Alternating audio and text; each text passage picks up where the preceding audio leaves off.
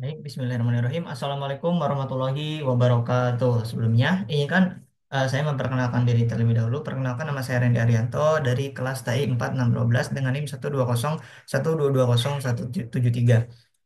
Pada kesempatan kali ini, saya akan menjelaskan atau menjawab tentang studi kasus atau case study managing growth out sports.com atau pertumbuhan dari sportstook.com. Sebenarnya di sini saya juga kurang paham terkait bagaimana cara menyelesaikan dari pertanyaan yang sudah disampaikan dari studi kasus tersebut. Namun di sini saya akan mencoba menjelaskan terkait menjawab pertanyaan-pertanyaan yang ada di studi kasus ini. Untuk pertama pertama-tama saya akan menjelaskan terkait perusahaan terkait sportstook.com ini, di mana sportstook.com ini itu merupakan suatu perusahaan olahraga. Nah, untuk sports.com sendiri itu singkatnya itu studi kasus ini membahas tantangan pertumbuhan pesat yang dihadapi oleh sports.com, yang dimana yang sudah saya katakan tadi yaitu sebuah perusahaan yang menjual peralatan olahraga bekas dan surplus secara online. Nah, di mana permintaan itu meningkat 80% per tahun, tetapi jika jaringan distribusi tidak diperbaiki, biaya akan tumbuh lebih cepat daripada pendapatan. Nah, saat ini perusahaan mengadakan satu gudang di St. Louis untuk menerima produk dari pemasok dan mengirimkan pesanan pelanggan melalui UPS. Nah, untuk mengakomodasi pertumbuhan ini, tim manajemen mempertimbangkan beberapa opsi ekspansi.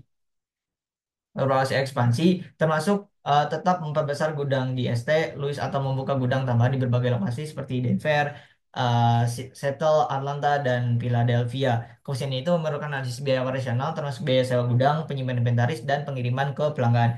Nah, mungkin di sini untuk pertanyaannya sendiri, di mana ada tiga pertanyaan untuk studi kasus ini. Yang pertama, pertanyaan itu berapa biaya yang dikeluarkan oleh Scoop.com jika semua gudang tetap berada di ST Louis. Terus yang kedua itu konfigurasi jaringan distribusi apa yang direkomendasikan untuk sportsloop.com dan mengapa. Terus bagaimana rekomendasi akan berubah jika biaya transportasi menjadi dua kali lipat dari yang tercantum dalam tabel. Nah, untuk menjawab studi kasus ini, kita akan menjawabnya itu lewat mengajarkannya lewat Excel. Nah, di sini kita akan pindah ke nomor satu, di mana di sini saya sudah cantumkan cost per 4 unit, di mana biaya dari 4 unit ini kita akan menjawab nomor satu terlebih dahulu, di mana nomor satu itu kita akan menghitung berapa biaya yang dikeluarkan oleh Sports.com jika semua gudang itu tetap berada di ST Louis. Nah, kita akan memasukkan terlebih dahulu nilai-nilai yang ada di ST Louis ini, di mana nilai itu didapat dari UPS charger per shipment post unit dari tabel 5 sampai 17.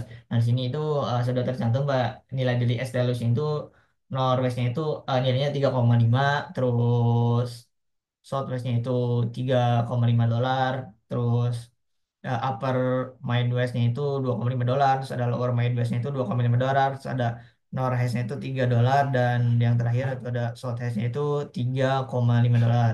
Nah, setelah kita semua memasukkan nilai-nilai yang tertera dalam tabel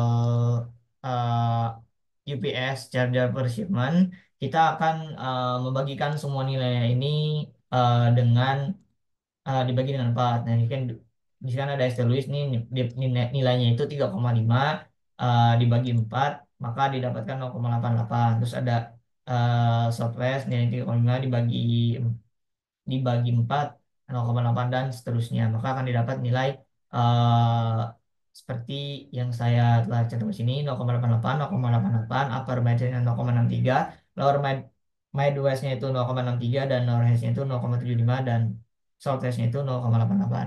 Nah, setelah kita menghitung nilai yang sudah kita cantumkan ini, kita harus membuat lagi terkait small warehouse, small capacity, large warehouse, dan large capacity, di mana small warehouse ini itu kita dapat dari tabel 516, di mana kita dapat dari tabel fixed and variable cost of potential warehouse. Di sini ada 300.000 kita masukkan sesuai yang ada saya cantumkan tabel di samping.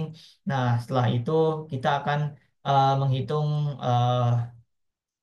demand forecastingnya terlebih dahulu di sini. Nah, untuk demand forecastingnya sendiri kita didapatkan dari regional demand at source.com untuk 2007, di mana di sini untuk 2007 sendiri uh, demand in 2007-nya itu permintaan di tahun 2007 itu Norwest-nya itu sekitar 320, terus ada Southwest sekitar 200, terus ada Upper Midwest-nya itu sekitar 160, terus ada di lower Midwest-nya itu 220, terus ada di Northwest-nya itu 350, dan yang terakhir di Southwest-nya itu 175. Nah, di sini setelah kita mengisi semua nilainya, kita kalikan si nilai dari demand 2007-nya dengan 1,8, maka akan didapat nilainya itu 576.000 dan seterusnya. Nah, setelah kita dapat nilainya, kita copy si nilai ini dan kita masukkan ke di sini di manpower itu kita masukkan ke cost per unitnya di sini per tiap Northwest, Southwest, Upper Midwest, Lower Midwest, Northwest, South dan Southwest kita masukkan dan didapatlah segini. Nah, setelah kita dapat nilai yang ada pada tabel tersebut, maka kita akan menghitung dari shipping cost terlebih dahulu, di mana shipping cost ini itu kita hitung dengan sum produk. Nah, sum produk di sini kita akan memblok yang pertama itu di sini ada dari description variabelnya sendiri, terus kita akan juga memblok dari cost per unit setiap kotanya. Kita akan blok semua, maka nilai yang didapat itu sebesar 1994 625. Terus inventory holding cost-nya kita pertama kita masukkan nilai dari 475.000 dikalikan dengan kita mengsum dari demand forecasting di 2008. eh kita kalikan dulu, kita sum dulu blok dari total warehouse-nya, terus ditambah 0,165 dikali sum kita blok dari demand forecasting tahun 2008, maka akan didapatkan hasil yaitu 888 maka akan didapat hasilnya itu 898.225. Terus kita akan menghitung warehouse cost-nya dengan kita memasukkan rumusan produk. Kita akan memblok terlebih dahulu open small warehouse, terus kita akan memblok small warehouse yang di atas, terus kita ditambahkan dengan sum produk juga, terus kita akan memblok open large warehouse. Terus kita juga akan memblok dari large warehouse-nya sendiri. Terus ditambah sum, kita akan mengsum dari demand forecasting tahun 2008 dan dikalikan dengan 0,2, maka akan didapatkan hasil 888.000. Nah, selanjutnya kita akan menghitung shipping cost recapnya, di mana shipping cost recap ini kita dapatkan dari sum. Kita akan memblok dari demand forecasting tahun 2008. Setelah itu kita bagi 4 dan kali dengan 3, maka akan mendapatkan hasil 1,923.750. Nah, setelah itu kita akan mengsam dengan menghitung total cost-nya dengan mengsam, kita totalin dari atas sampai ke bawah, maka akan didapatkan hasil dan dikurangi dengan shipping cost rekapnya, maka akan didapatkan hasilnya itu 1,857.100. Nah, setelah itu, setelah kita mendapatkan nilai objective functionnya, kita akan melakukan solver terhadap yang dimana kita akan menentukan di berapa biaya yang ada di kota St. Louis. Kita akan memblok dari keseluruhan di sini. Maka kita akan pilih yang pertama itu caranya kita akan mensolver eh, dari data yang akan kita ambil. Kita akan mensolver. Nah, kita akan memasukkan data-data yang sudah ada sehingga didapatlah hasil dari nilai selusnya itu 57.600, 3.600, eh, sekitar tertera yang ada pada tabel. Nah, setelah itu kita juga akan mensolver nilai dari capacity constraint atau excess capacity. Kita akan solver juga, maka akan didapatkanlah hasilnya itu kita akan mensolver. Nah, di sini kita akan memasukkan beberapa data untuk mensolver nilai dari capacity constraint dan excess capacity. maka akan didapatkan ya nilainya itu 37435000 gitu. Oke, mungkin kita akan lanjut ke nomor dua. Kurang lebihnya itu sama seperti nomor sebelumnya. Terus kita akan lanjut ke nomor tiga, di mana nomor tiga ini tuh eh, pertanyaannya itu bagaimana rekomendasi akan berubah jika biaya transportasi menjadi dua kali lipat dari yang tercantum dalam tabel.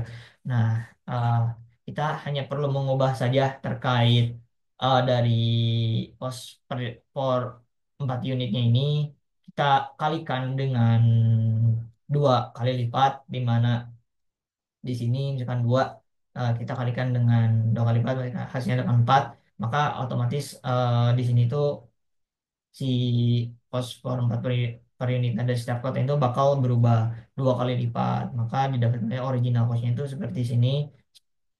Di sini original costnya itu cost yang sebelumnya di nomor satu, eh, terlihat perbedaan. Se- Nah, terusnya cara perhitungan itu kurang lebihnya sama seperti yang saya sudah jelaskan di nomor satu. Mungkin